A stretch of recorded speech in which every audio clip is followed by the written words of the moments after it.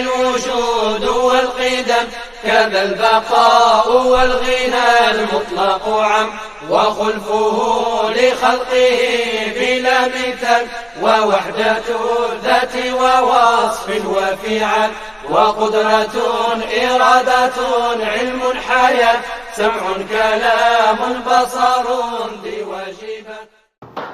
بسم الله الرحمن الرحيم. الحمد لله رب العالمين والصلاة والسلام على سيدنا Muhammad وعلى آله وصحبه.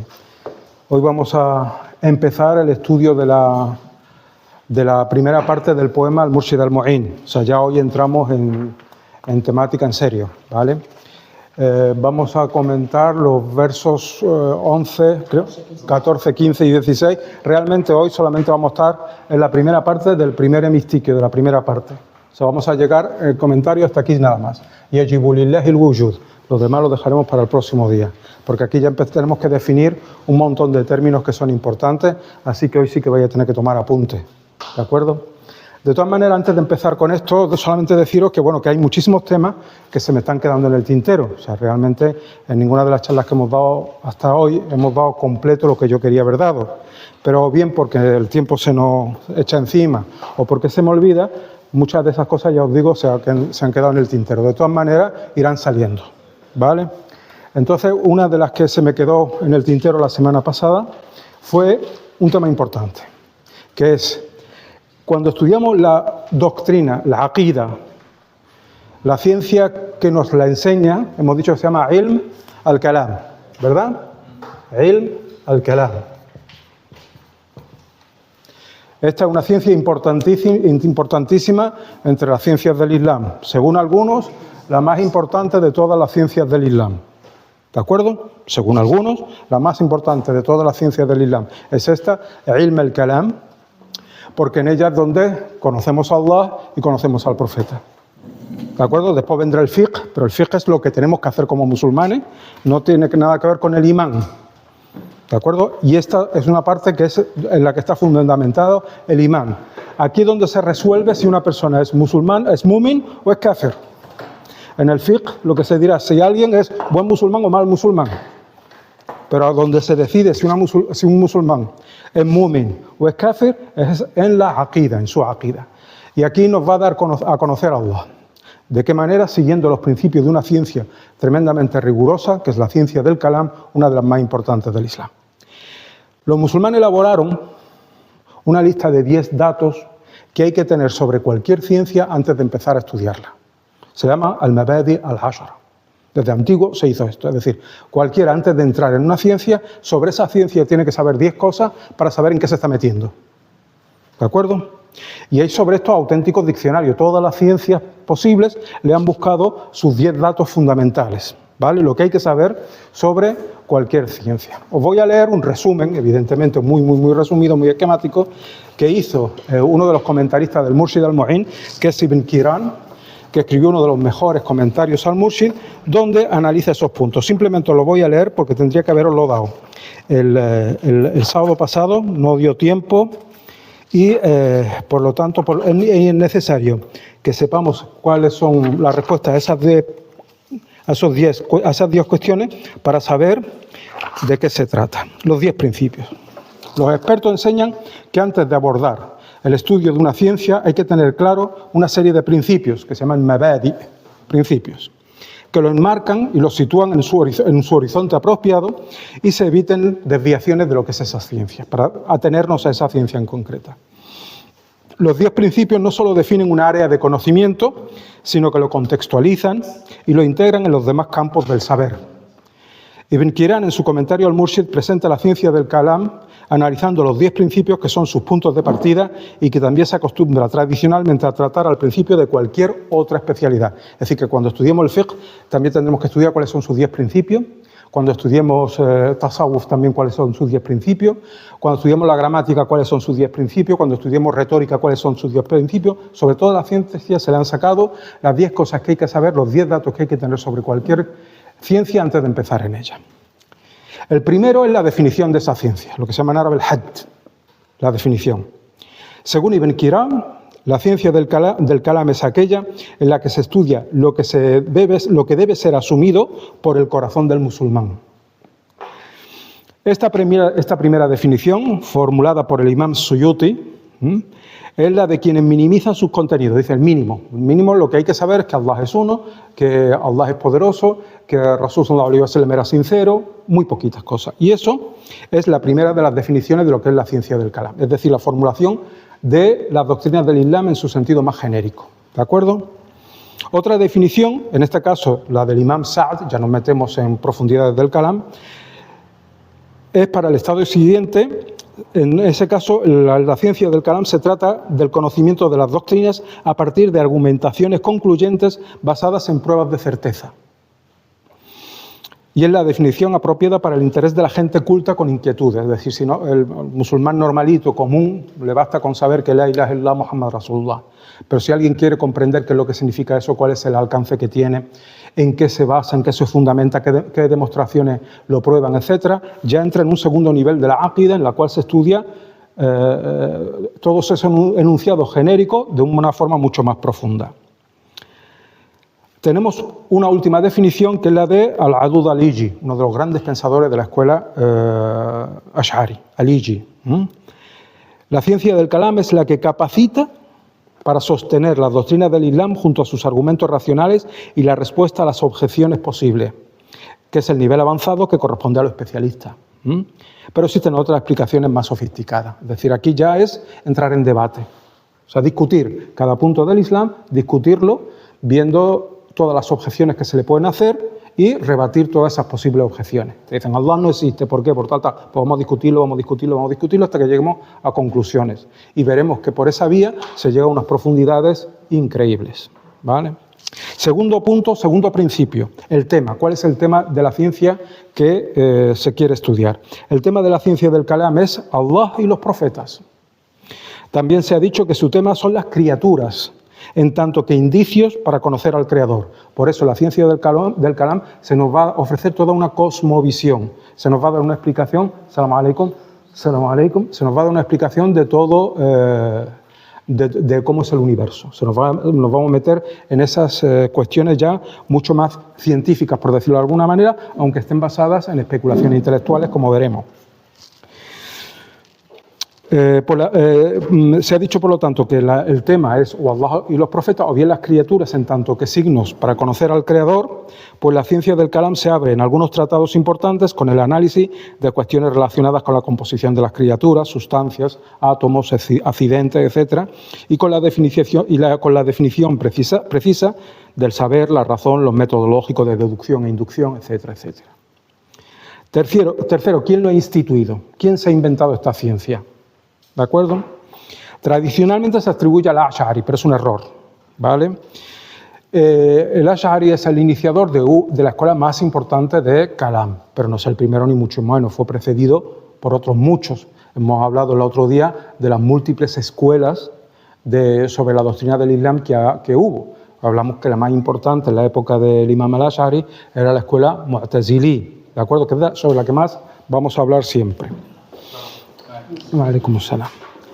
El tema, ¿quién la ha instituido? Tradicionalmente se atribuye al Ash'ari la institución del kalam, pero es sabido que esa ciencia ya existía con anterioridad al Ash'ari, rahimahullah, pero disperso y confuso en escuelas que se contradecían entre sí.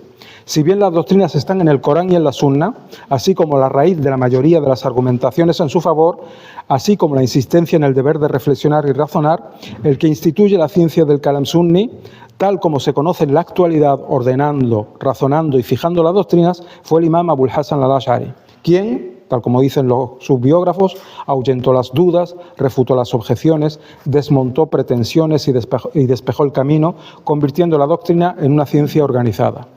Pero como se ha dicho más arriba, estrictamente hablando, esto no es exacto. Al-Ash'ari, miembro al principio de la escuela Mu'tazili, fue precedido por notables pensadores suníes que acabarían influyendo en él, especialmente Abdullah ibn Sa'id ibn Kullab, muerto en el 855, una fecha muy temprana, y sus discípulos Al-Harith al-Muhasibi y Abul Abbas al-Qalanisi. Solo cabe hablar del Ash'ari como sistematizador del kalam sunni frente al Mu'tazili, que alcanza con él la madurez y brillaría aún con intensidad en sus discípulos. Por tanto, el término ciencia del kalam alude a la reflexión organizada sobre la doctrina del Islam, independientemente de la escuela que se concrete. Sin embargo, cuando no se diga otra cosa, cuando se menciona la palabra kalam, nos referimos siempre al kalam ash'ari. El cuarto principio es su relación, es decir, su situación en el conjunto de las ciencias del Islam. La ciencia del kalam es una ciencia troncal, porque formula y razona enunciados que después se recogen como axiomas en las demás especialidades. Es decir, los estudiosos del hadith, del tafsir, e incluso del fiqh, de cualquier otra ciencia, van a coger las definiciones de la ciencia del kalam. Por eso es una ciencia que es imprescindible dentro del Islam, porque es troncal, es una de las ciencias básicas del Islam y con un vocabulario y un sistema de pensamiento que es importantísimo. Quinto, sus fuentes. ¿Cuáles son las fuentes? ¿De dónde se saca el saber del kalam, de la ciencia del kalam? Nos dice lo siguiente.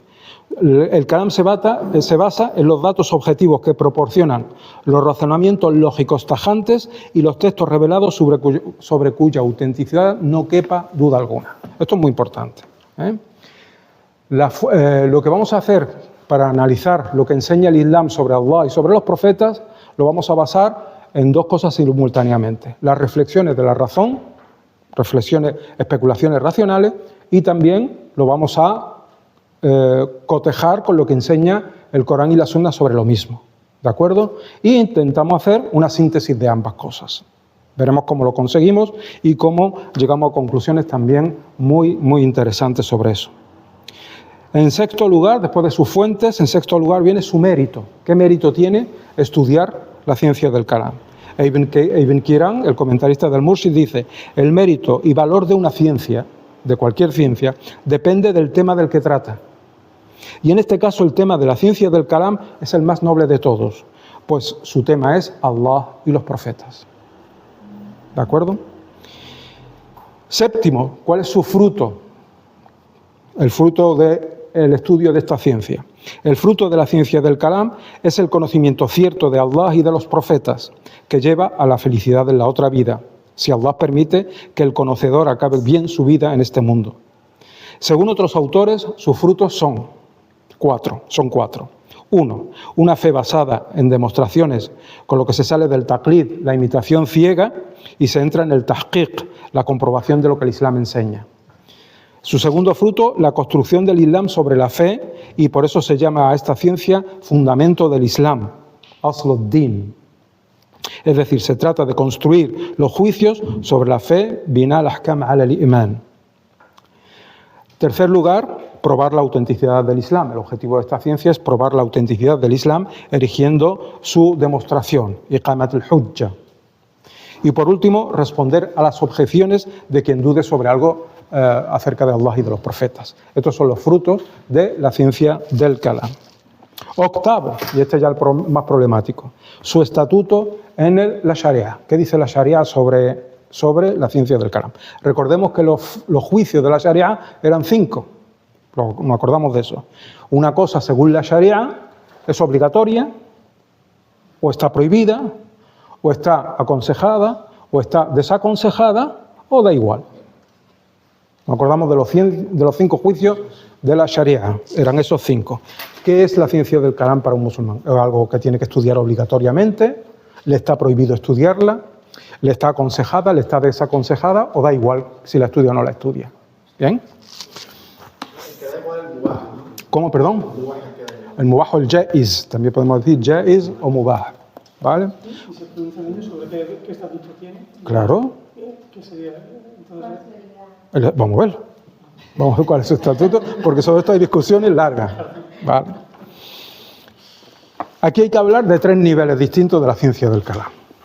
Esto según Ibn Kiran. Hay autores que tienen otras interpretaciones, después veremos algunas. Según Ibn Kiran, que es uno de los grandes ulemas del Magreb, dice: en el primer nivel, la aqida consiste en la enumeración de las creencias de los musulmanes, como la que presenta Abu Zayd al-Qayrawani, por ejemplo, al comienzo de la Risala, o la célebre obra Tahawiyya, o la obra de An-Nasafi, que dice Allah es uno, Allah es poderoso, Allah no tiene semejante, Allah no sé qué, no sé cuánto. ¿Vale? A ese nivel, el conocimiento de la aqida es obligatorio para cada musulmán. Aquí no hay duda alguna.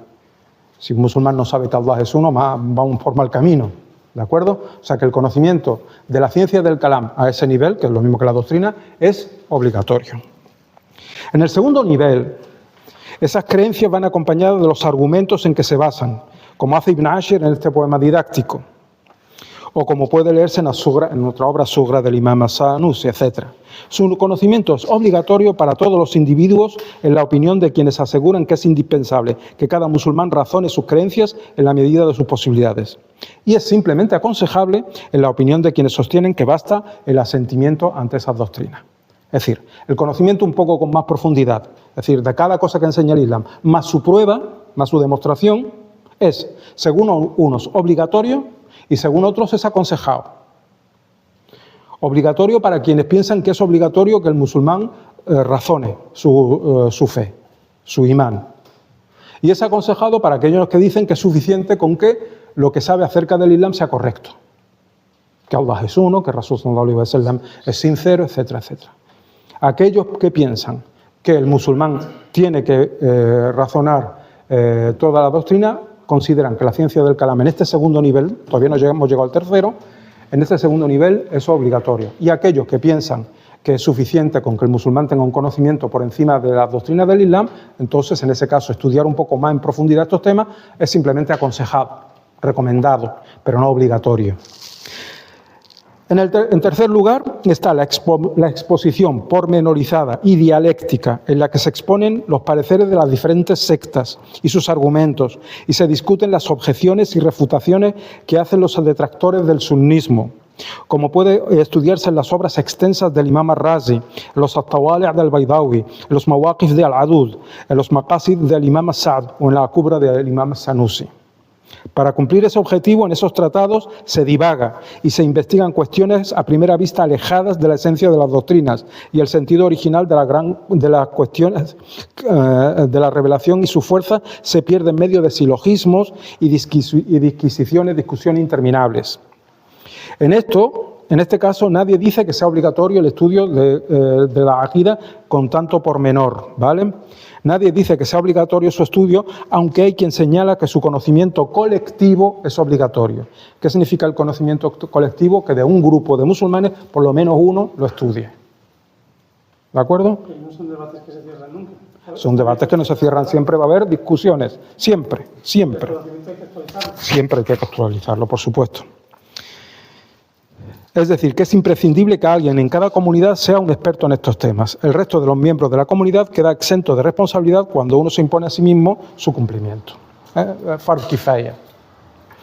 Pero en lo referente a este último nivel, también se ha recogido la reprobación de sabios eminentes que condenaban el enfrascamiento en polémicas y temían las consecuencias de las argumentaciones que no llevan a ninguna parte y abren la posibilidad de retomar antiguas discusiones o fomentar desviaciones nuevas. Las divagaciones, las ofuscaciones y la falta de moderación es a lo que está expuesta esta ciencia. Está expuesta a los debates que se dice en español bizantinos, a darle vuelta y vuelta y vuelta a un tema sin llegar a ninguna conclusión y liando a la gente, por decirlo de alguna manera. Por eso ha habido imames importantes que han dicho apartaros de la ciencia del kalam completamente, de este nivel de la ciencia del kalam.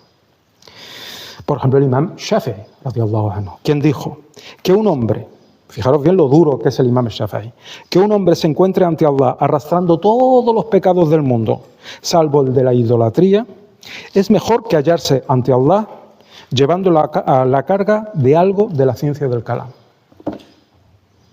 El Sheikh Zarruq menciona que un gran sabio dijo: mirar en las obras de kalam, de la ciencia del kalam, es como mirar al sol. Cuanto más se fija uno en él, más ciego queda. ¿Pero eso es bueno? No, malo. Es decir, te vas a quedar ciego. De mirar en la ciencia del kalam, va a terminar no oyendo nada. Lo que te está diciendo el imam Zarruq, que dijo otro, ¿vale? El imam As-Suyuti recogió esta opinión, era unánime entre las primeras generaciones del Islam. Entre las primeras generaciones, el Salaf. Aunque es cierto que entre ellos hubo quienes dedicaron tiempo a las polémicas, como el imam Abu Hanifa y otros se enfrascaron en discusiones de kalam. Pero la interpretación mayoritaria que se ha hecho de estas posiciones condenatorias es la de que hacen referencia a ese tercer nivel, que no es apto para aficionados y en el que es difícil y en el que es fácil la desviación del objeto de esta ciencia, convirtiéndola en mera grandilocuencia y acumulación infinita de argumentaciones, casuística y refutaciones en las que el espíritu se pierde y dan pie al sectarismo. Igualmente debe interpretarse la opinión de quienes sostiene que su conocimiento es una obligación colectiva en el sentido de que es una ciencia apropiada y aprovechable en ese nivel polémico, solo para quienes son capaces de reflexiones rigurosas y están dotados de sensatez y una fuerte y recta responsabilidad. Y lo mismo se dice de la profundización en el estudio de la lógica e igualmente puede decirse de cualquier otra ciencia. Resumo yo lo que os he dicho aquí. Bien. Dijimos que al principio, esto lo vimos el sábado pasado, dentro del Islam hubo muchísimas corrientes distintas para interpretar todos los puntos del Islam. Y hubo muchos debates y una gente se oponía a otro. Están los que afirman el destino, están los que lo niegan. Están los que afirman que Allah es absolutamente trascendiente y aquellos que afirman que deben afirmarse ciertos atributos, etcétera, etcétera. ¿De acuerdo? Va a haber muchísimas discusiones. Y se va a llegar a unos niveles de sofisticación muy grandes en esos discursos, sobre todo los mu'tazilíes, y para rebatirlo aparecen los ash'aríes. Bien. Ante esas discusiones y esas polémicas, muchos ulemas, grandes ulemas, dijeron, este tema déjalo apartado porque nos vamos a liar nada más. Normalmente el imam al-Shafi'i y todos aquellos que hemos citado fueron anteriores al imam al-Ash'ari. Es decir, se referían a esa época en la que las discusiones eran infinitas. ¿De acuerdo? Cuando viene el imam al-Ash'ari y se reordena todo ese tema, la ciencia del Kalam va a pasar a ser una ciencia islámica indispensable. ¿De acuerdo? En la actualidad hay musulmanes que recogen lo que dijeron el imam al-Shafi'i, etcétera, etcétera, y dicen la ciencia del Kalam es bid'a y es haram. ¿Vale? Pero indiscutiblemente es una ciencia muy útil. Y por lo tanto, esa consideración no hay que tenerla presente para nada. Todo lo contrario, está muy recomendado que los musulmanes piensen, porque de lo que se trata en el Kalam fundamentalmente es de que hay que activar el conocimiento, hay que activar la razón, hay que activar el intelecto, hay que pensar, hasta llegar hasta donde se puede. Por lo tanto, el estudio de la ciencia del Kalam, incluso en ese tercer nivel, yo considero que es muy aconsejable, si no obligatorio, muy aconsejable, porque ayuda a desarrollar la lucidez mental. Es una ciencia que ayuda a ser inteligentes, porque es pensar cada cosa, demostrarla, discutirla, etcétera, etcétera. ¿De acuerdo? Todas las ciencias, todas, tienen un punto en el que se vuelven perversas. El fiqh mismo, que es una de las ciencias que nadie discute su valor dentro del Islam, el derecho musulmán. Pero encontramos gente que no hace otra cosa en la vida y se entrega una casuística dentro del fiqh que es perversa, que te vuelve loco, que te sale fuera del tiesto completamente. Ocurre lo mismo en el tasawuf, ocurre en todas las ciencias. Cuando alguien se hace muy especialista de un saber únicamente, se convierte en exclusivista, piensa que lo suyo es lo mejor del mundo y por lo tanto le está en un estadio superior. Todo eso es negativo y destructivo. Y todas las ciencias del Islam, todas, no el Kalam, han recibido críticas fuertes, ¿de acuerdo? Para rebajar los humos a los que se iban por las nubes, ¿de acuerdo? Entonces es verdad que la ciencia del Kalam, que es una ciencia muy intelectual, se puede acabar en el intelectualismo. ¿Qué es el intelectualismo? Que no vive en la realidad, que no vives en el mundo, que está en un mundo abstracto que no tiene ningún valor. ¿De acuerdo? Sobre todo con la moderación. Al fin y al cabo, lo que se nos invita aquí es a la moderación. Uno de los libros más importantes del imam al-Ghazali, su libro fundamental en la exposición de la Aqida, se llama Al-Iqtisad fil I'tiqad, la moderación en la creencia. Hay que estudiar todos esos conocimientos con moderación, con lucidez, con razonamientos lógicos y no perderse ni en el extremo de la abstracción que convierte las cosas en pura teoría y después no tiene ningún contacto con la realidad, como lo opuesto, no pensar y ser un burro. No se trata ni de una cosa ni de lo otro. ¿De acuerdo? Esto entonces en cuanto a su estatuto dentro del Islam. Es decir, tenemos gente que lo declara obligatorio, tenemos gente que lo declara recomendado y tenemos alguna gente, sobre todo en el pasado, que lo consideraron prohibido. Prohibido porque lo que tenían en cuenta eran esas consecuencias nefastas. Y en la actualidad, que se quiere que los musulmanes no piensen, se retoma ese juicio, que tenían entonces un motivo muy concreto y muy... Estaba bien ese juicio, porque era evitar los excesos de los intelectuales, por decirlo de alguna manera, pero en la actualidad se convierte en una excusa para aborregar a los musulmanes. Por lo tanto, hay que reivindicar, yo entiendo que hay que reivindicar en la actualidad la ciencia del kalam, que ya es que no vais a encontrar musulmanes que sepan ni lo que es, ni que les suene la palabra ciencia del kalam, porque se ha conseguido eliminarla, como otras muchas cosas buenas y positivas del Islam se han eliminado, cuando en su momento pues, fueron objeto de discusión y al final aceptación, porque se demostró su validez. Y esto es lo que sucedió con la historia del Islam, con la historia de la ciencia del kalam, que no ha sido objeto de mala opinión dentro de la historia del Islam, más que hasta hace unos 50 años, que empieza una oleada contra esos saberes que los consideran inútiles, y veremos ahora por qué. Llegamos ahora al noveno punto, que es el nombre de esta ciencia. El nombre más conocido es Ilm al-Kalam, y el experto en Ilm al-Kalam se le llamará Mutakallim. ¿Qué significa Mutakallim? Hablante. Cuando en la ciencia del Islam, se dice fulanito era un gran Mutakallim, no es que hablara mucho, es que era un gran experto en la ciencia del Kalam. Mutakallim literalmente significa hablante, hablador, pero dentro de estas ciencias el experto en la ciencia del Kalam. Este es el nombre principal de esta ciencia, Ilm al-Kalam. Pero si escucháis Ilm al-Tawhid, la ciencia del Tawhid, la ciencia de la unidad, es lo mismo, ¿vale? O hubo otro nombre más extendido, Ilm Usul ad-Din, la ciencia de los fundamentos del Islam. Cuidado, tenemos Ilm Usul ad-Din, no debemos confundirlo con Ilm Usul al-Fiqh. ¿De acuerdo? Hoy en día hay algunos que... Dime. No. Eso está claro. No. Eso está claramente diferenciado. El Ilm Usul ad-Din es el Kalam, es la ciencia del Tawhid, los fundamentos del Islam. El Ilm Usul al-Fiqh es la ciencia de los estudios, la ciencia de los fundamentos del fiqh, del derecho, que no tienen nada que ver una cosa con otra. ¿De acuerdo? Y hay gente que estudia al-Usulain, los dos usul, es decir, estudian Ilm Usul ad-Din en el Azhar, en los sitios serios. Se estudia Ilm Usul ad-Din y Ilm Usul al-Fiqh, porque las dos son ciencias fundamentales para conocer tanto la doctrina del Islam, Ilm Usul ad-Din, como su práctica, Ilm Usul al-Fiqh.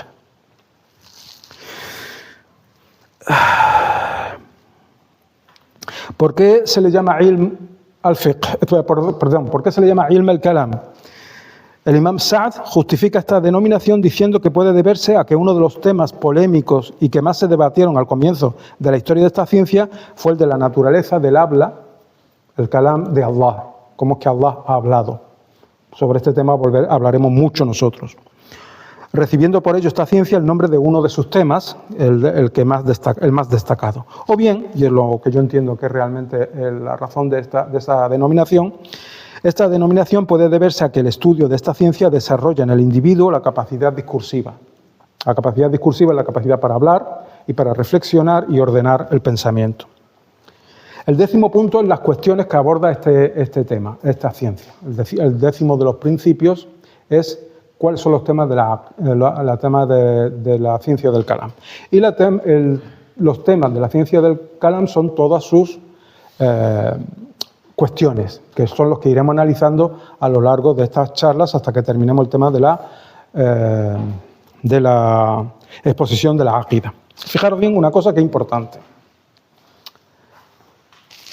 Otro concepto, antes de empezar la exposición de la Aqida importantes, es qué es lo que llamamos los musulmanes al-Fitra. Al-Fitra. Fitra.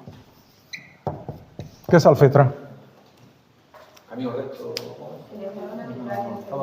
El estado natural del ser humano, camino recto. Efectivamente el Corán le llama al-Din al-Qayyim. ¿Tú has dicho qué? La disposición hacia...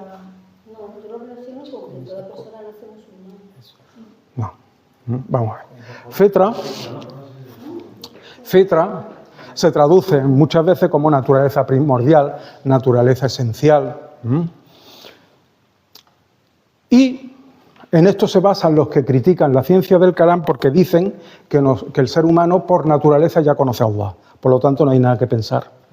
Todos nacen basándose en un hadith que dice que todo ser humano nace en estado de fitra y que son sus padres los que lo hacen cristianos, judíos o zoroastrianos. ¿Vale? Pero el Corán, que es más importante que un hadith, dice: Allah os ha sacado del vientre de vuestras madres sin que sepáis nada. O sea, el ser humano cuando nace no sabe nada. Con lo cual, el verdadero sentido de la fitra es lo que decía Nabila, la disposición para el saber. Es decir, Allah cuando nos crea, en el Corán se comenta, se repite, ha creado al ser humano y ha creado en él la visión, el oído, el corazón. El corazón es la inteligencia, ¿eh? Allah ha creado en el ser humano un montón de intuiciones, que son intuiciones que realmente son instintos, que si los dejas avanzar sin distorsionarlos, te llevan al conocimiento de Allah. Pero tú no tienes el conocimiento de Allah cuando naces. Tienes que hacer uso de esas herramientas que Allah ha dispuesto en ti, utilizarlas correctamente, y eso es ad-din al-qayyim. La utilización correcta de esas disposiciones son lo que hacen que tu din, tu espiritualidad, sea recta. Y que eso es el Islam. No es ni más ni menos que eso. Entonces, aquellos que dicen no es necesaria la ciencia del Kalam porque todo lo que se dice en el Kalam ya está en la naturaleza, en la fitra del ser humano, pues es una forma de intentar justificar que se recomienda a los musulmanes que no piensen. Es acusar a la fitra de algo gravísimo que no tiene nada que ver. Esto lo vais a repetir mucho, lo vais a escuchar decir mucho. De ya todo está en la fitra. No, en la fitra no hay nada. La fitra está vacía. La fitra son herramientas. El oído, la visión y todo lo que es espontáneo en ti, cómo crece el cabello, cómo crece la uña, todo eso es fitra, la naturaleza, como uno, desde que uno nace hasta se va desarrollando, las palpitaciones del corazón son fitra, la forma de respirar es fitra. Fitra es todo lo que hay de nosotros desde el momento en que nacemos. Y que todo está dispuesto, que si lo utilizamos rectamente y sin manipulaciones desde fuera, llegamos al conocimiento del Islam. Pero se exige que tú hagas el esfuerzo. Es decir, en la fitra todo está contenida la rectitud, pero no en meritoria. Las cosas se hacen meritorias cuando tú haces un esfuerzo. Por ejemplo, decimos, el Islam es todo. Los movimientos del sol, claro, todo obedece a Allah. Pero esa obediencia a Allah, tu corazón obedece a Allah en cuanto palpita y funciona correctamente, tus pulmones, todo tu ser, tu sangre fluyendo por sus venas, todo eso es sumisión al decreto de Allah. Todo funciona como Allah ha hecho, todo está rendido a Allah, todo es Islam. Pero ese Islam no vale nada. ¿De acuerdo? Tú no vas a ir al Jannah porque tu corazón funcione o porque tu sangre fluya. ¿De acuerdo? Aquello que te lleva al Jannah es el mérito de tu esfuerzo. Lo que Allah valorará será tu esfuerzo. Allah no va a valorar que tú tienes dos piernas, dos manos, porque eso es cosa suya, lo ha hecho Él. Ahora, ¿cómo utilizamos nosotros eso? Es lo que Él va a tener en cuenta, lo que Él tiene en cuenta. ¿De acuerdo? Entonces, la fitra es la disposición para el saber, la disposición para muchísimas cosas, entre ellas el saber, pero que si uno no piensa, no llega al conocimiento. ¿De acuerdo? Corregir, por lo tanto, la interpretación del concepto de fitra es importante, porque se está utilizando en la actualidad para desviar a los musulmanes hacia la barbarie. O sea, tú ya lo que sabes lo tienes dentro de ti, nada más que hay que hacer un esfuerzo intelectual. Bien. Ahora es cuando realmente empezamos. Ya tenemos claro, por lo tanto, que debemos reflexionar. Dijimos también en una de las charlas que lo que el Islam cuenta sobre Allah, sobre los profetas, es decir, el tema de la aqida, no son historias, ¿de acuerdo? Sino que es el conocimiento de lo que la razón enseña que debe decirse de Allah siguiendo los tres juicios de la razón. Hemos hablado de los juicios de la ley. Los juicios de la ley era lo que es obligatorio, lo que está prohibido, lo que está recomendado, lo que está desaconsejado y lo que da igual. Los juicios de la razón eran tres. Lo que es obligatorio, lo que tiene que ser a la fuerza, lo que es imposible que sea y lo que es posible, 3 juicios. Entonces, la aqida, la manera de los ash'aríes, nos va a decir sobre Allah lo que la razón estima que es obligatorio en Allah, lo que es imposible en Allah y lo que puede ser y puede no ser. O sea, va a aplicar los juicios de la razón al tema de Allah y va a aplicar los juicios de la razón al tema del profeta. Y va a hacer primero el imam Ibn Ashar, Abdul Wahid Ibn Ashar, en este poema, empieza con un listado de atributos y después va a pasar a su demostración. Pero primero nos pone un listado de atributos. Por lo tanto, lo primero que tenemos que saber es qué es un atributo. Si os vais al verso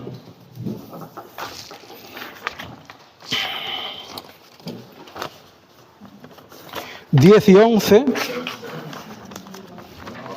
أول واجب على من كلف, la primera obligación para quien esté, para todo adulto en uso de sus facultades racionales, la primera obligación que impone el Islam al adulto es conocer a Allah y a los profetas por los sifat, por sus atributos. Aquellos atributos para los que Él ha establecido, ha erigido signos, es decir, demostraciones. O sea, no se trata de conocer historias, sino atributos.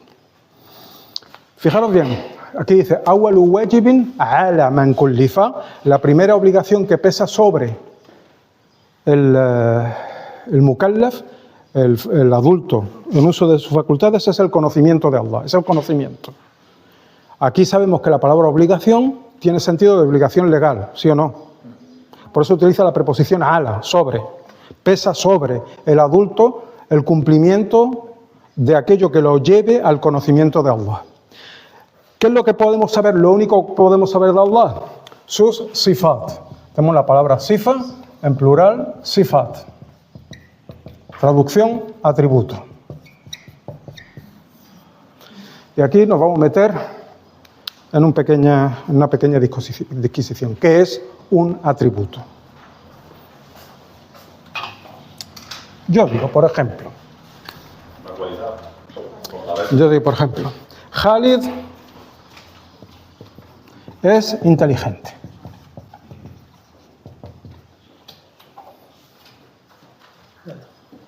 Vamos a ver. Ya es porque le he hablado. Khalid es maestro. Khalid es fuerte. Puedo decir un montón de cosas. ¿Estamos de acuerdo? Khalid es el sujeto de la oración. ¿De acuerdo?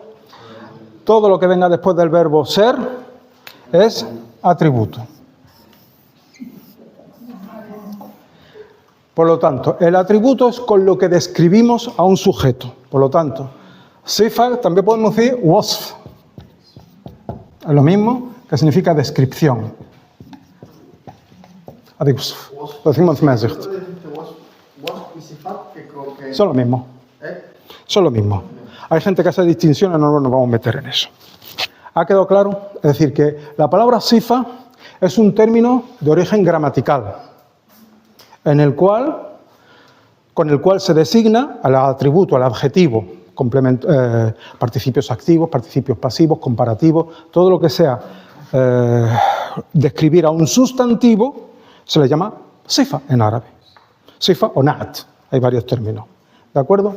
Entonces la sifa es Allah es uno, Allah es poderoso, Allah es viviente. Tenemos el sujeto y tenemos el atributo. Al sujeto, en estos casos, le vamos a llamar that. That. Y mahiyya es esencia y haqiqa es esencia. El problema de la terminología en árabe es que muchas palabras que son distintas en árabe se traducen por lo mismo en castellano. Entonces a mí no me gusta. La palabra esencia, depende de lo que tú quieras que signifique, ¿vale? Pero tenemos la palabra haqiqa, que significa esencia. Tenemos la palabra mahiyya, ¿cómo se traduce? Esencia. Me parece que son demasiada esencia en árabe y en español nada más que hay una. ¿De acuerdo? Con lo cual vamos a dejarlo como el sustantivo al que califica algo. ¿De acuerdo? Es decir, la dat de algo es a lo que se atribuyen calificaciones. Se atribuyen, estamos aburridos. Son calificaciones. ¿De acuerdo? Sifat. Pero los ash'aríes van a llamar sifa y sifat no al adjetivo. Van a llamar sifa al sustantivo del que deriva un adjetivo. Cuidado, porque esto va a ser muy importante. Ahora puede parecer un lío. Pero ellos no van a decir que inteligente es un atributo. Bueno, sí van a decir que es un atributo, pero el real atributo no es inteligente, sino la inteligencia. Que de él proviene. No es el maestro, sino la maestría. No el fuerte, sino la fortaleza del que deriva que una cosa sea eso. ¿Por qué? Porque toda esta frase la podemos reconvertir en decir, ¿qué significa inteligencia? ¿Qué significa inteligente? Que tiene inteligencia. ¿Qué significa maestro? Que tiene maestría. ¿Qué significa fuerte? Que tiene fortaleza. ¿Ha quedado claro? Sí. Para los ash'aríes, cuidado que esto va a ser importante. La verdadera sifa, el verdadero atributo, no es el adjetivo, sino el sustantivo del que deriva un adjetivo. Y va a llamar sifa al sustantivo del que deriva un adjetivo y al adjetivo lo va a llamar nombre, ism. Entonces estos serían nombres de Khalid. Para los ash'aríes, son las asma al-husna. ¿Vale? ¿Por qué digo todo esto? ¿Por qué este lío? Esto es muy importante. Lo explico ahora o más adelante.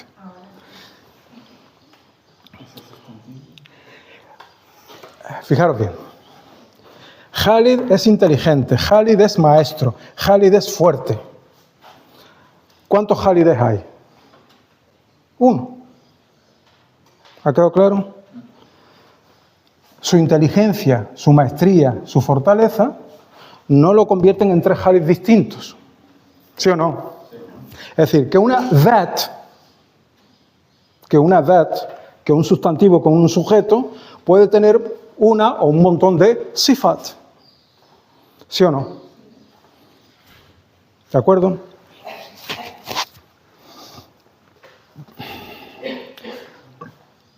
Fijaros bien. Ahora voy a decir otra cosa para... Fijaros lo siguiente. Pues que esto es... Hoy es un día un poco complicado, ¿eh?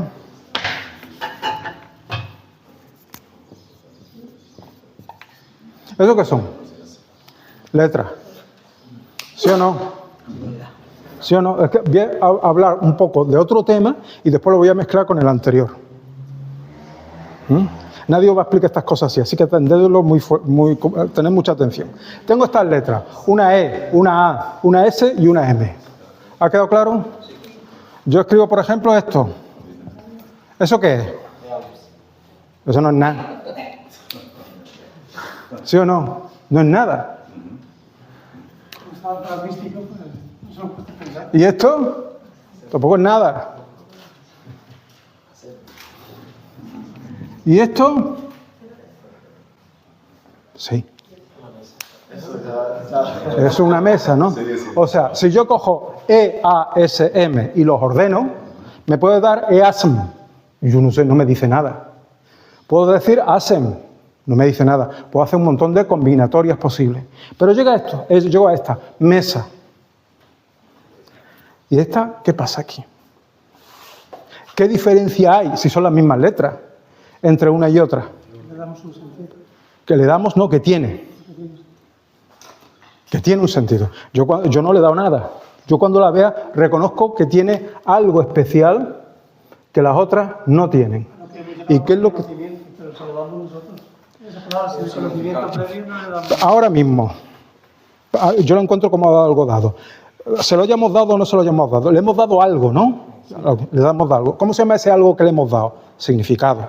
Tiene un significado. La palabra significado en árabe se dice ma'na. El ma'na, plural ma'ani.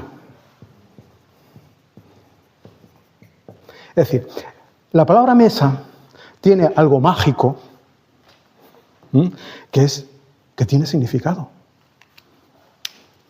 De repente esas letras, que vemos que por sí mismas no me dicen nada, de repente ya sí me dicen mucho. Porque esa palabra tiene un contenido. ¿Ese contenido es material? No.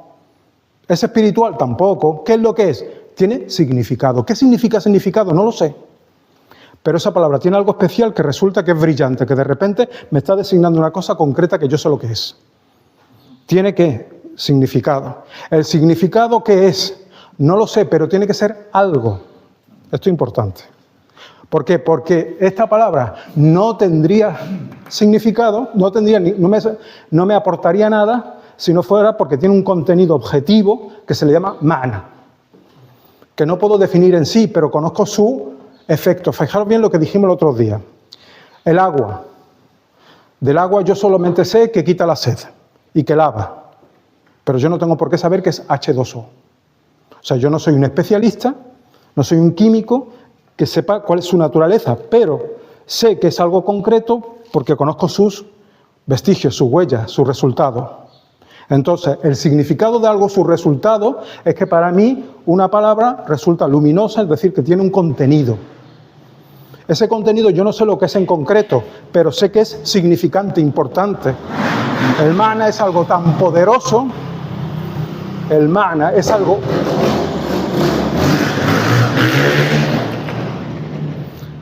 El ma'na, eso yo no entiendo, nunca lo entenderé en la vida, pero bueno. El ma'na es una cosa tan poderosa que hace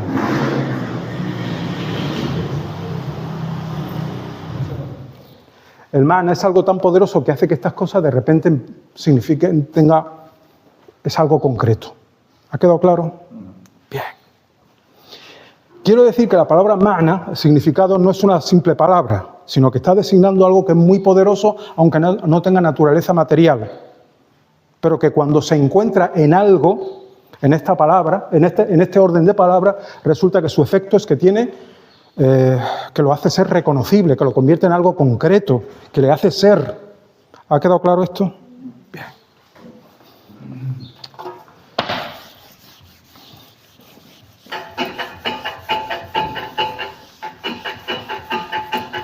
Los mu'tazilíes, ahora volvemos al tema anterior y veréis cómo lo uno con este. Los mu'tazilíes van a ser gente muy preocupada por el tauhid. Gente muy preocupada por el tauhid, por la unidad de Allah. Y te van a decir que esas tres frases que yo he puesto antes, Khalid es inteligente, Khalid es maestro, Khalid es fuerte, que estoy hablando de tres Khalid distintos. Es decir, que si a la sifa, al atributo, le doy contenido, quiere decir que Allah tiene partes. Entonces ellos niegan los atributos.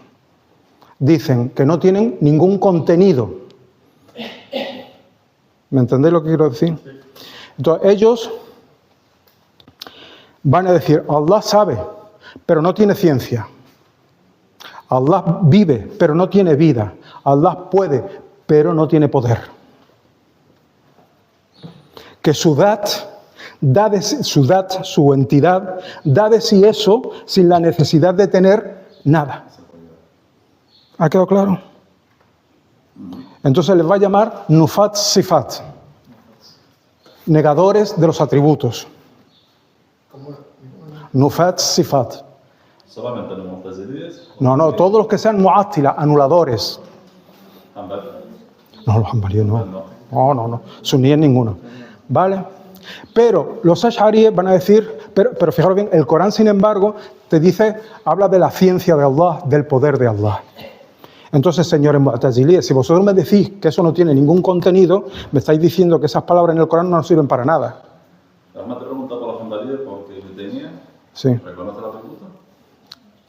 Pues sí, claro que sí. Y su dilema con los Y lo que pasa es que admite atributos más de la cuenta.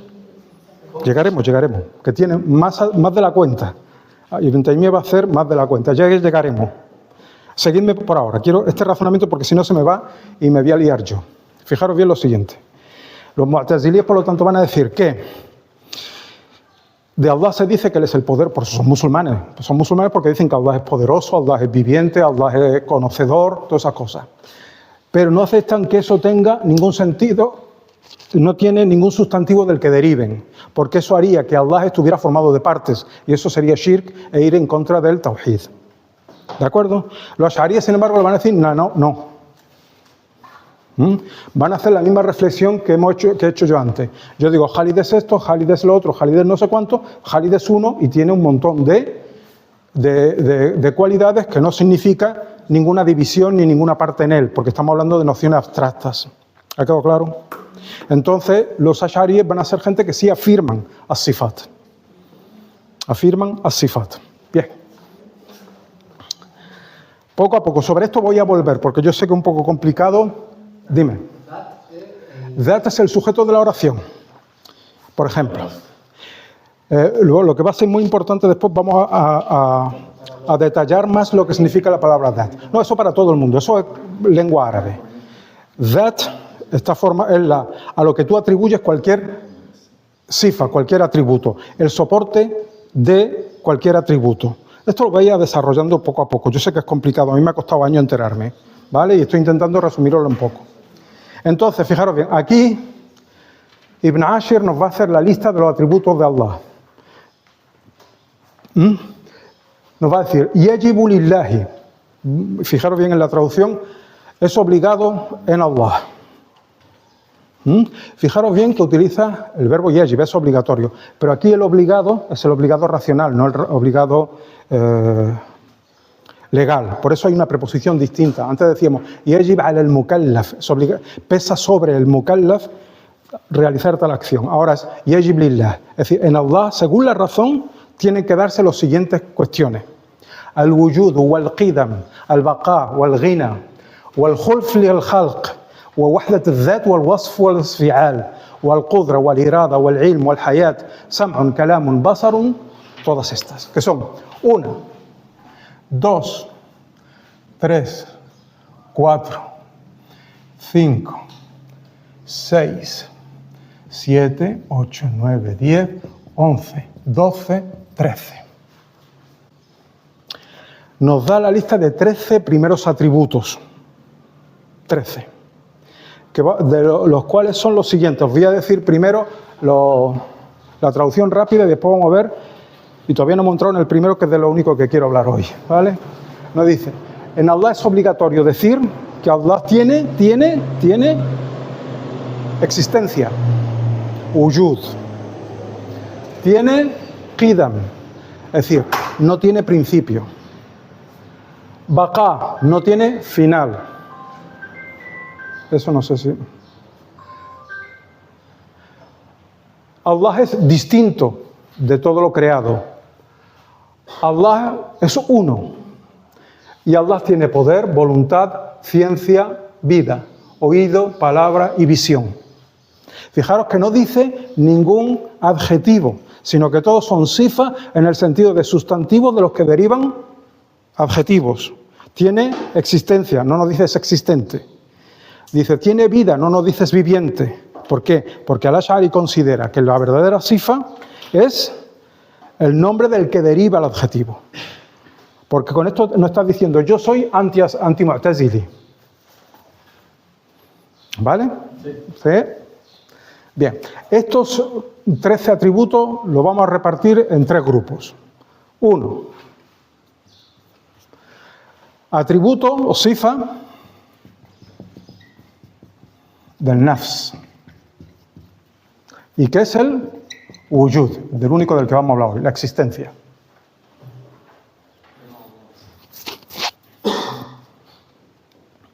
Segundo, atributos negativos.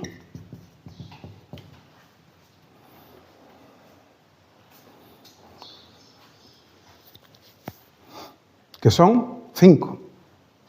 Atributos negativos quiere decir atributos que nos sirven para negar cosas a Allah, negar defectos. Empezamos negándole defectos a Allah. Esos atributos negativos son el qidam, el baqa, ghina, el khulf, el mukhalafa mejor, mukhalafa y wahda. Todo esto lo vamos a analizar uno por uno. Ahora quiero que nos llevemos una idea general de lo complicado que es este tema, Son atributos negativos porque le niegan cosas a Allah. Allah no tiene principio. Allah no tiene final. Allah es autosuficiente. Allah no tiene semejanza con nada. Y Allah es uno. ¿Qué es lo que hacemos aquí? Negar el principio, negarle un comienzo. Le negamos un final. Él es autosuficiente. Le negamos cualquier necesidad. No tiene necesidad de nada. Eso es lo que significa que Allah es ganí, autosuficiente, rico, es decir, no necesita de nada. Es mujalif, distinto de cualquier cosa que tú puedas pensar. Y es uno y único, el wahda, o wahdanía. Aquí le va a llamar aquí wahdanía, que es lo mismo que wahda.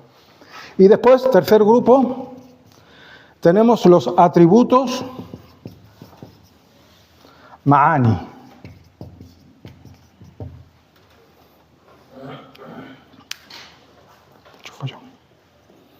¿Qué son los atributos ma'ani? Los que tienen contenido. Positivo. Ahora tenemos contenido positivo.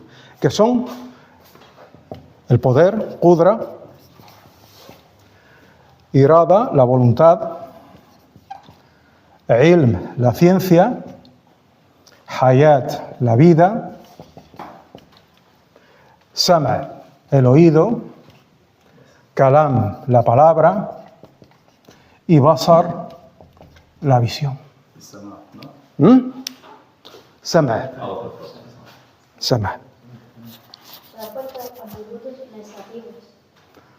Atributos negativos aquí, y aquí atributos ma'ani, que son los que tienen un contenido positivo. ¿Ha quedado claro? No ha quedado nada claro, pero poco a poco lo iremos viendo. Esto es la estructura, para comenzar ahora realmente el tema. Esto es lo que la razón nos enseña que Allah es de forma obligatoria. Estos son los 13 atributos de Allah, obligados. Que si le sumamos los adjetivos que derivan de qudra, irada, ilm, hayat, sama, kalam y basar, entonces son 20.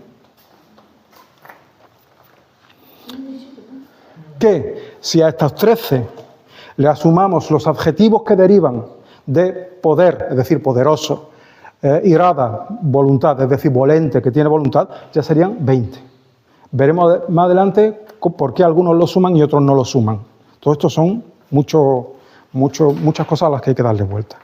Esto es una introducción, lo voy a volver a repetir todo, pero quiero entrar ya en el tema del primer atributo, el wujud. ¿Vale? ¿Puedo borrar lo que tengo en la pizarra? No.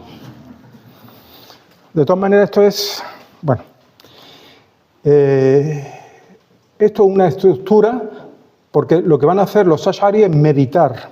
Primero, todo lo que os he dicho es importante, veremos más adelante auténticas consecuencias de esto, y van a definir exactamente lo que significan todos esos atributos, porque es importantísimo para conocer a Allah. Y conocer a Allah implica conocer al ser humano. ¿Por qué? Porque todo lo que digamos de Allah, el ser humano es lo contrario.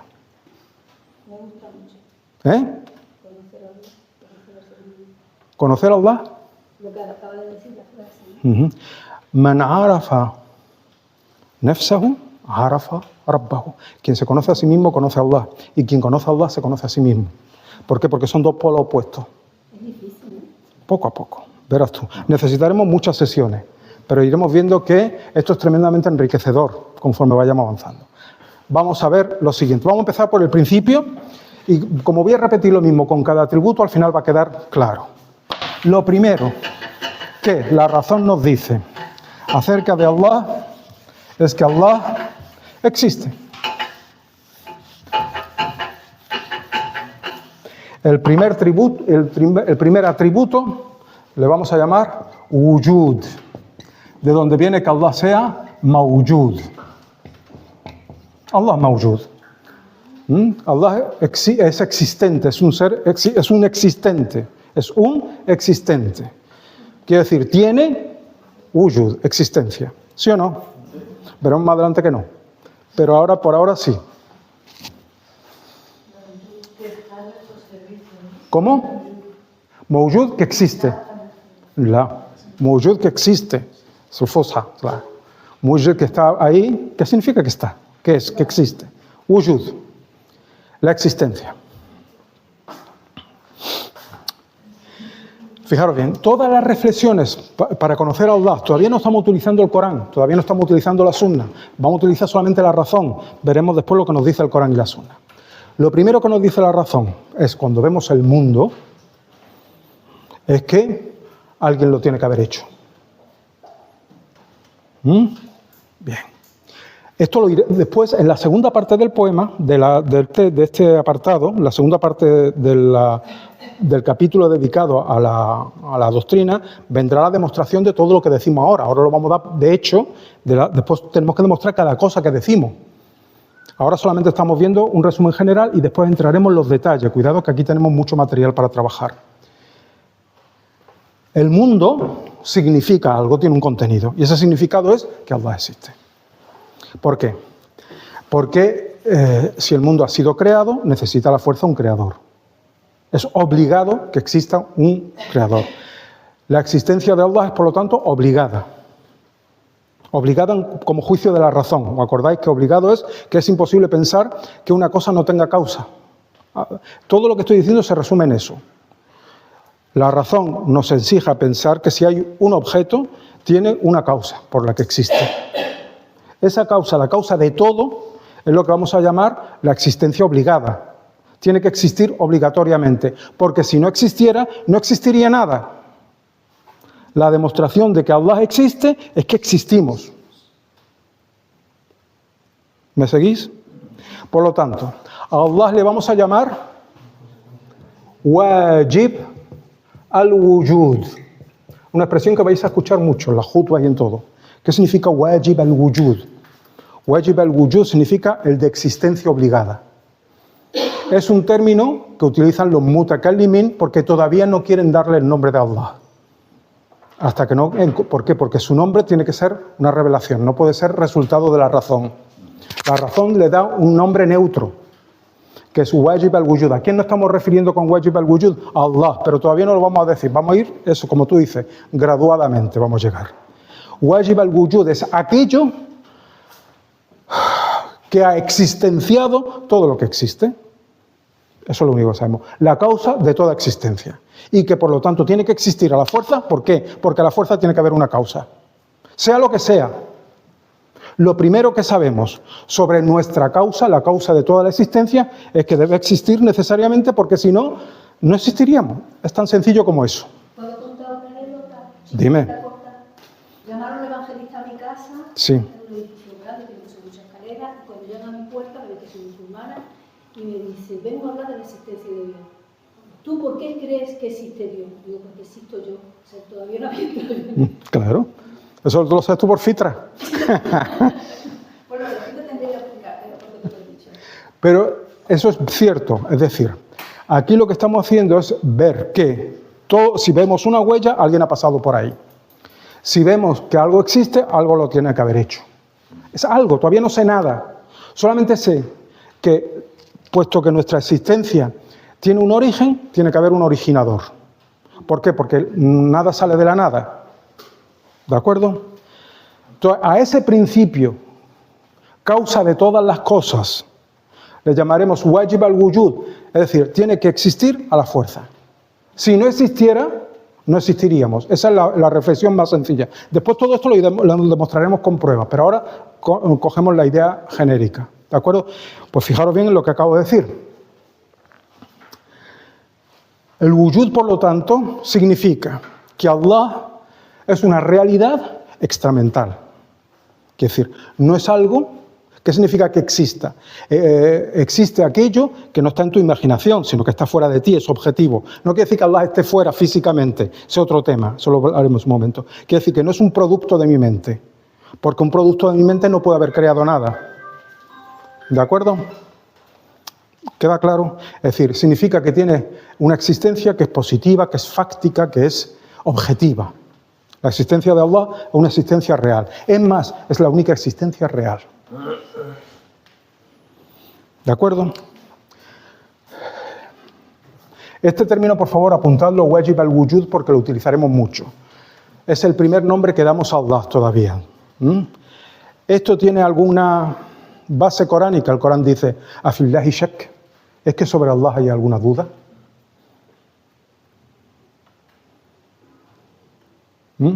Y el Corán da a Allah otro nombre que significa lo mismo que wajib al-wujud. ¿Sabéis cuál es el nombre de Allah que significa lo mismo que el wajib al-wujud?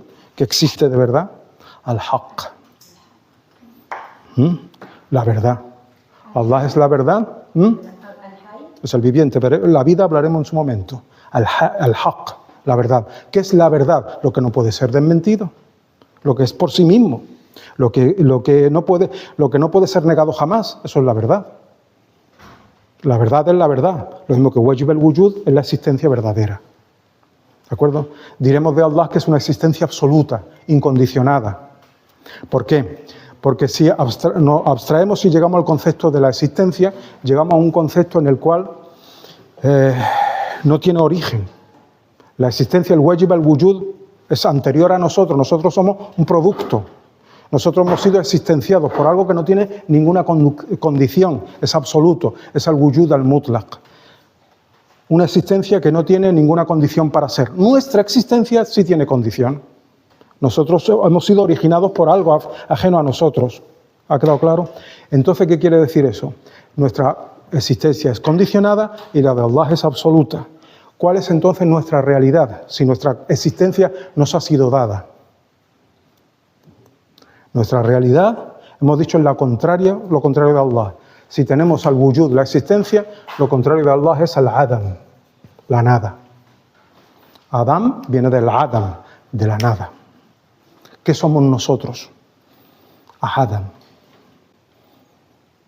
Nosotros no existimos. Nuestra existencia nos ha sido dada. Es decir, nuestra existencia no es un contenido nuestro, no es algo que nos pertenezca en ningún momento. Nada de lo nuestro es nuestro.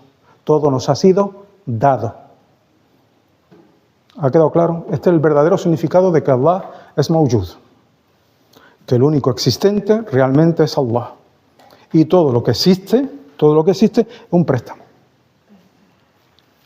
¿Queda claro? Si todo lo que existe es un préstamo, ¿qué somos nosotros en realidad? ¿En realidad? Es decir, tenías que ponerte el momento en que tú no existías. Cuando tú no existías, ¿qué es lo que había? Nada. No somos nada. ¿De acuerdo? Pues esa es nuestra realidad que todavía no hemos descubierto.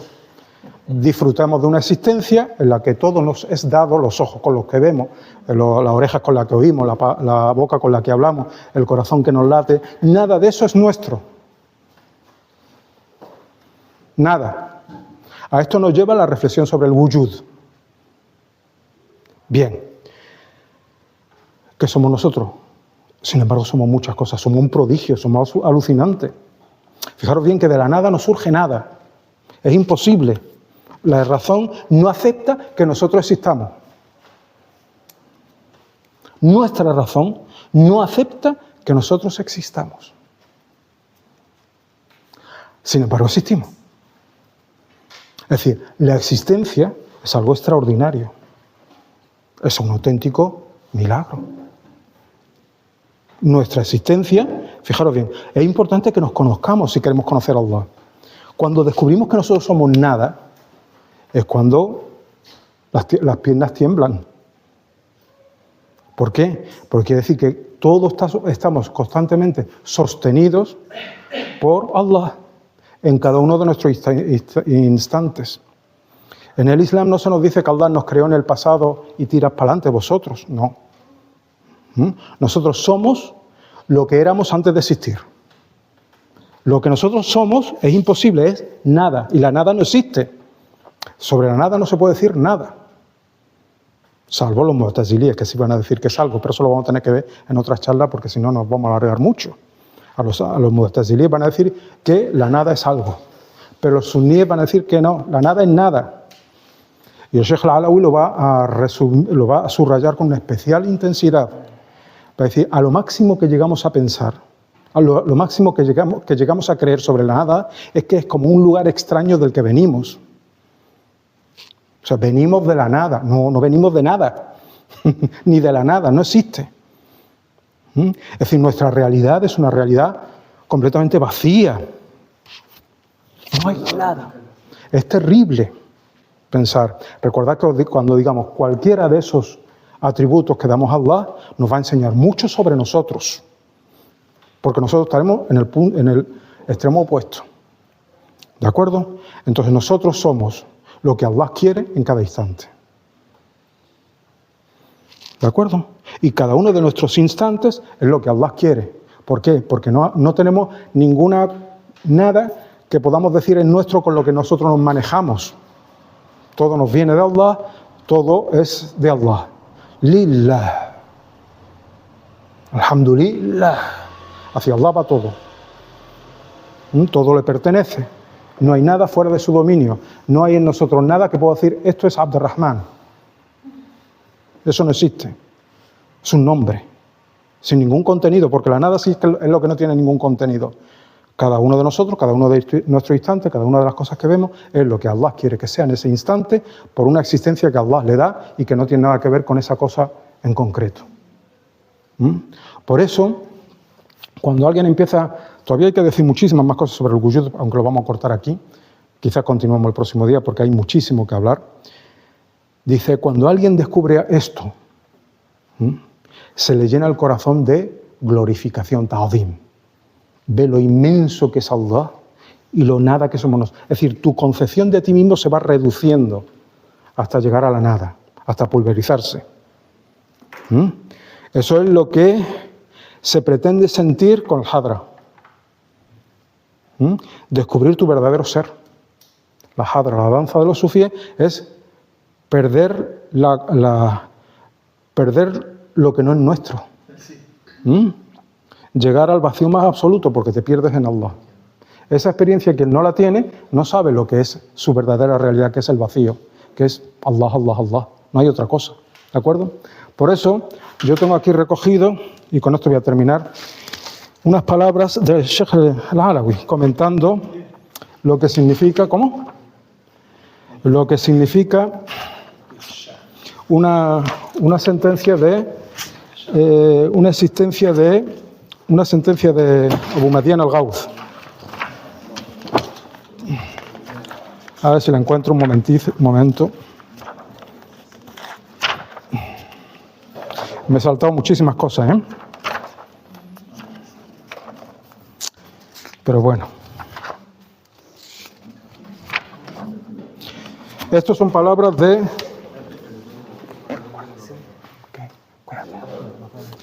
Dice, no es nada. Dice el Sheikh al-Alawi en Al-Mawad al-Ghaithiyya, una de sus obras, no es el comentario al Murshid al-Mu'in. Dice, Abu Madian el de Sevilla, el gran sufí de Sevilla, dijo, la glorificación, el ta'zim, es que el corazón se te llene de la majestad de tu Señor, de tu Creador en cada instante. Y dice el Sheikh al-Alawi, el ta'zim es una inspiración que llega desde la presencia de la inmensidad, Hadrat al-Azama, de la inmensidad, y que se vierte sobre el corazón y arrebata el sentido al principiante, arrastrándolo de un lado para otro, haciéndole probar experiencias espirituales indescriptibles. Cuando la inmensidad se deja entrever, al siervo, al ser humano, le roba su presente y lo hace insensible a sí mismo, tal como ha dicho quien lo ha saboreado. Un poeta dijo, en ella, en la inmensidad, he perdido el sentido, hasta el punto de que creerías que ya no soy el mismo, incluso yo me siento confuso. Mi perturbación me ha enloquecido y no me he recuperado ni he pretendido aferrarme a que todo es una simple creencia. En ella me he enamorado, en la inmensidad. Y no tengo otra ocupación. a quien ella, la inmensidad, enamora, lo aleja de todo otro deleite. Esa es la inmensidad, lo que se le llama en la poesía de los sufíes Leila. Cuando cantan a Leila o a Salma, es la inmensidad. Dice, mi pasión se ha embellecido en el amor y la razón me ha sido arrebatada, así como la pereza.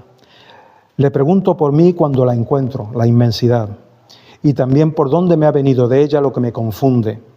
La busco y junto a mí no ha dejado de estar. Me asombra su constancia, cómo es que en mí está sepultada, y continúo vacilante, mis sentidos están ebrios, y la belleza es el vino.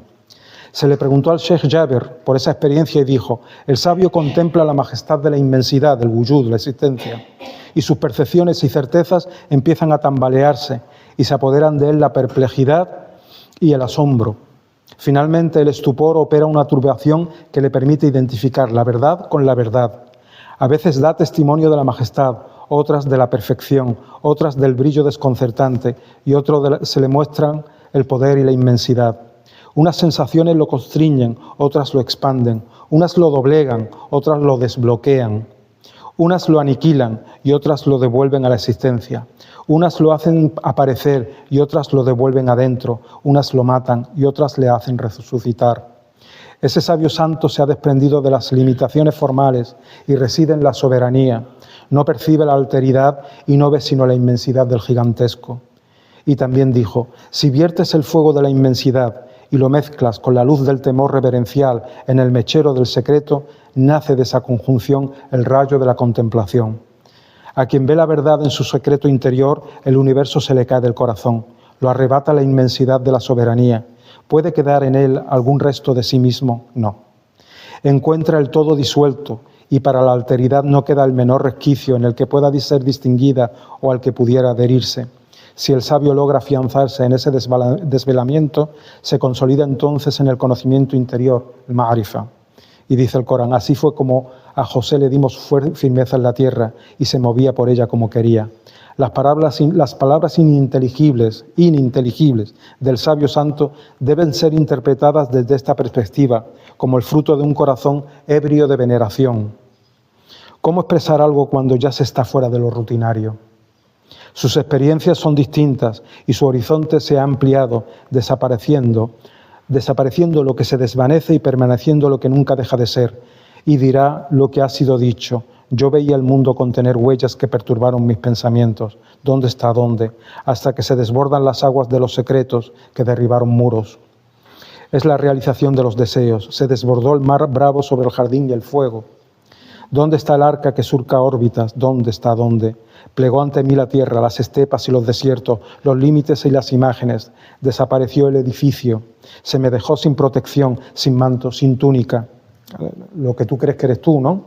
Se me dejó sin todo eso. Si no hubiera sido por esos velos en los que me fortalecí, no tendría noticia y no sabría qué ha pasado. Me he enamorado en esa turbulencia. No hay dónde, no hay yo, solo el singular creador de imágenes que hacen sucederse los ciclos, las olas y los ríos, y el mar me absorbe. Cuando la inmensidad llama a las puertas del corazón y hace en él lo que hace, su expresión sube entonces por la garganta del sabio, diciendo razones que chocan con los oídos distraídos y hechizados por el mundo de las formas. Los de quienes no han alzado sus miradas hacia Allah, el mejor de los creadores, y proclaman, no hemos oído decir esas palabras a nuestros antepasados. Este es un hombre poseído. Y el sabio responde, aceptadlo o rechazadlo. Yo no he hecho sino volver sinceramente mi rostro hacia quien ha creado los cielos y la tierra y no soy de los que le asocian algo. El tawhid, por lo tanto, la unidad de Allah consiste en saborear lo que significa la existencia. Porque la existencia, el wujud, es de Allah. Nuestra existencia, que nosotros nos atribuimos, que nosotros nos adjudicamos, que nos permiten ser nosotros, en realidad la existencia de Allah nos es donada, prestada por Allah. No es nuestra. Lo que nosotros somos es el vacío al que llegamos cuando contemplamos realmente, cuando pensamos o intentamos descubrir qué somos. El Sheikh Al-Alawi lo expresa en una metáfora muy clara. Dice, el ser humano, cada ser humano es realmente como una cebolla. Si tú quieres llegar al corazón de la cebolla, quitas la primera capa, la segunda capa, la tercera capa. Cuando llegas a su corazón, ¿qué es lo que hay? Nada. Si tú quieres saber qué soy yo soy mis manos, no, yo soy mis brazos, no, yo soy mis ojos, no, yo soy mi oído, todo eso me lo han dado. Yo he nacido con eso regalado. Y se ha desarrollado con el tiempo, desde el feto hasta el niño, después el adulto, hasta el viejo, por sí mismo. Yo no he hecho nada. Y mi sangre fluye porque fluye. Y mi corazón late, yo no le tengo que dar ninguna orden. Lo más importante lo tengo dado. Lo único que se me exige es poner la frente en el suelo. Es rendirme ante quien hace todo eso. Y que no soy yo. ¿Qué es lo que te mantiene vivo? ¿Qué es lo que hace que tú seas Adam en concreto y no seas Hamid? Es Allah, no tú. Tú no has hecho nada nunca. Nunca. ¿Qué es lo meritorio? Ese es el Islam. Lo que tú eres es el Islam que no tiene ningún mérito. ¿Qué es lo meritorio? Es lo que se te exige. ¿Qué es lo que se te exige? Llevar la frente al suelo, reconocer a tu Señor, al que hace todo eso que tú no haces. Tu salud, tu enfermedad, tu riqueza, tu pobreza, todo eso no tiene origen en ti, sino que son cosas de las que te apoderas y no eres su dueño. Eso es lo que se aprende cuando se piensa en el wujud absoluto, en el que está todo lo que nosotros consideramos que somos y que es mentira, porque lo que somos es lo que queda al final de pelar la cebolla. El que estudia psicología y empieza a estudiar en qué consiste la naturaleza del ser humano al final, va perdiendo cada vez más cosas, nunca tiene nada a lo que aferrarse.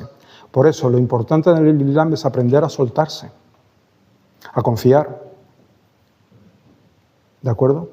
Porque el desconfiado es el que cree en su ego, el que se ha construido una imagen que no es real y busca proteger algo que no le pertenece. Cuida algo de lo que está pendiente a Allah, no él. Alimenta algo que Allah es el que se encarga de alimentar y se cree que es él. Y busca riqueza, busca fama, busca cosas que son completamente falsas, que no le corresponden. ¿Qué es lo que le corresponde? Llevar la frente al suelo. Eso es lo único. No he creado a los genios ni a los hombres, sino para que me adoren. ¿Te ha creado para que te molestes por algo? No.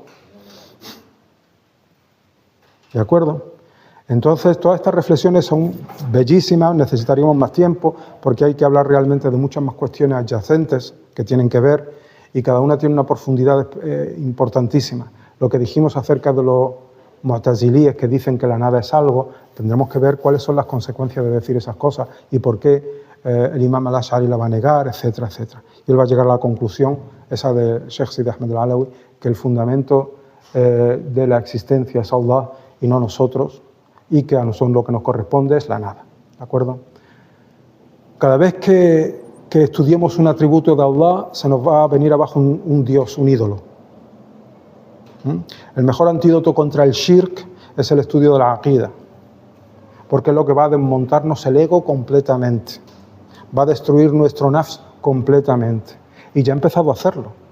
Cuando ha dicho lo más personal que tenemos es nuestra existencia, y nos está diciendo no es tuya. En ningún momento lo ha sido. Tu existencia no es tuya, en ningún momento lo ha sido, no se te debe nada, ni eres nada, todo te viene de fuera, desde el momento en que naces hasta que mueres. Y tú estás preocupado por 10.000 historias que no tienen nada que ver con tu realidad. Y estás preocupado por mantener tu existencia, como si tu existencia tuviera nada que ver contigo. No tiene nada que ver contigo. Tu existencia no tiene nada que ver contigo. Ni depende de ti. Porque si dependiera de ti, si fuera tuya, la habrías tenido de siempre. Y el Corán dice, es que no se acuerda el ser humano que hubo un tiempo en que no era ni siquiera un nombre mencionado. Hace 40 años tú no existías, no eres ni tan siquiera algo mencionado. Muhammad. No eres ni tus padres sabían que tú venías de camino, ni nada de nada de nada. Tú no eras nada. Pues esa nada es lo que sigues siendo, si quieres conocerte. ¿De acuerdo? Este es el primer desafío de la aqida del imam al-Ash'ari. Saber qué es lo que somos, cuál es nuestra existencia y cuál es la que le corresponde a Allah. Lo de Allah, wajib al-wujud. Wajib al-wujud. Su existencia es obligada. La tuya no es obligada. La tuya es imposible. Porque en la nada no hay existencia. ¿Ha quedado claro? Continuaremos hablando de esto y empezaremos con los a los atributos negativos, aquellos que niegan a Allah cualquier deficiencia, cualquier defecto. ¿De acuerdo? Pues seguiremos entonces la próxima semana. Inna Allaha wa malaikatahu yusalluna 'alan nabi ya ayyuhalladhina amanu sallu 'alayhi wa sallimu taslima. Allahumma salli 'ala sayyidina Muhammadin al-fatih lima ughliqa wal khatim lima sabaqa nasiril haqqi bil haqq ila siratika al-mustaqim wa 'ala alihi haqqa qadrihi wa miqdarihi al-'azim. Subhana rabbika rabbil 'izzati amma yasifun. وسلام على المرسلين والحمد لله رب العالمين. Por favor, escuchad la grabación y aprenderosla bien, ¿vale? Para que cada vez nos vaya saliendo mejor. La grabación del poema, Sidi Khalid, que he dicho, ya no está grabando.